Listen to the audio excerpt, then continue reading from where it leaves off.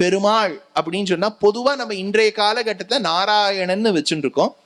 வியாக்கியானங்கள்ல பிரத்யேகமா பார்த்தேன்னா பெருமாள் என்று சொன்னால் அது ராமன், அவ்வளவுதான். கிருஷ்ணருக்கு கிருஷ்ணர் தான் சொல்லுவா. ஆனா ராமருக்கு மட்டும் பெருமாள் என்கின்ற பதத்தை பிரயோகப்படுத்துவா. இந்த ராமன் யார், ராமனுடைய பிரபாவம் யாது என்றால் இது ராமாயணத்துல இருக்கக்கூடிய ஒரு சூக்ஷ்மம்.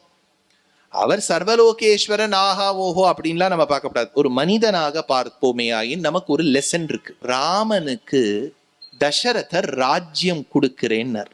அதுவும் எப்படி கொடுக்கிறேன்னார், இவர் தீர்மானம் பண்ணி கொடுக்கிறேன்னு சொல்லல, மக்கள் கிட்ட கேட்டார், மந்திரிகள் கிட்ட கேட்டார், படிச்சவாளா இருந்தா கேட்டார். அப்ப ராமனுக்கு ராஜ்யம் கொடுக்கலாம். அவள்லாம் ஒத்துண்டா, மகர்ஷிகள்லாம் ஒத்துண்டா. காத்துன்னு இருக்கோம் ராஜா, நீ எப்பதான் ரொம்ப நாள் ஆண்டுட்டப்பா, நீ எப்பதான் ராமராஜ்யம் வரும்னு காத்துன்னு இருக்கோம். ஆனை மீது என் ராமன் எப்போது பவனி வருவான், அவனுக்கு பின்னே இருக்கக்கூடியவர்கள் எவ்வளவு அழகா கொடைப்பிடிப்பா, 2 பேர் எப்படி சாமரம் வீசுவா, அந்த ராமனை கண்களால நாங்க பார்க்கணுமே, ராமருக்கு எப்பதான் நம்ம ராஜாவாக்கி பார்க்க போறோமோ நினைச்சாலாம். தசரதனும் சரின்னு விட்டார். கூட்டு வேற சொன்னார், இது சொல்லாம இருந்திருக்கலாம், இவருக்கு வாய் கொஞ்சம் சில சமயங்கள்ல ஒன்னும் சொல்லாம இருக்கிறதே தேவையில்லை. கூட்டு வேற சொல்லிவிட்டார், ராமா உன்னை ராஜாவாக்க போறேன், எல்லா அரேஞ்ச்மெண்ட்ஸும் பண்ணிக்கோ, நேரம் நம்ம குலதெய்வம் ஜெகநாதனை போய் சீதையோடு தொழுது விடு, வசிஷ்டர் என்ன ஆச்சார அனுஷ்டானங்கள் சொல்றாரோ எல்லாத்தையும் ஃபாலோ பண்ணு, கையில பந்தம் ஏற்படுத்திக்கோ, கங்கணம் ஏற்படுத்திக்கோ, அடுத்த நாள் எல்லாம் சொன்னார். அந்த குழந்தையும் கேட்டு கிளம்பி போயிடுது. 24 ஹவர்ஸ்க்குள்ள டிசிஷனை மாத்திவிட்டார்.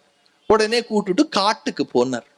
எவ்வளவு ஒரு துக்கம். நீங்க கமிட்மெண்ட், ஒரு சாக்லேட் கொடுக்கிறேங்கிற குழந்தைக்கு சாக்லேட் கொடுக்காமல் இருந்தாலே நீங்க துக்கப்படுவே.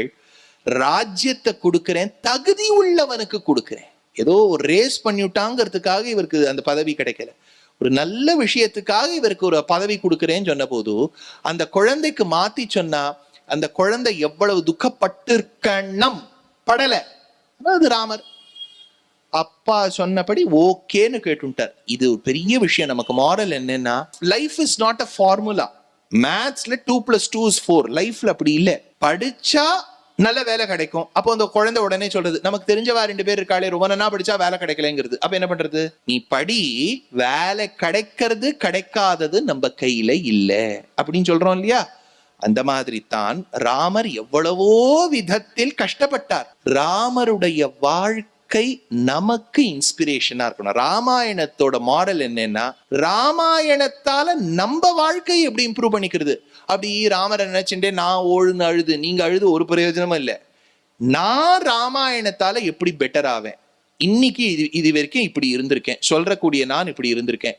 ஓஹோ, ராமருக்கே அந்த மாதிரி டிசப்பாயின்மெண்ட் வந்திருக்குன்னா நாளைக்கு ஒண்ணு ஏற்பட்டு எனக்கு கிடைக்காமல் இருந்தால் நான் துக்கப்படக்கூடாது.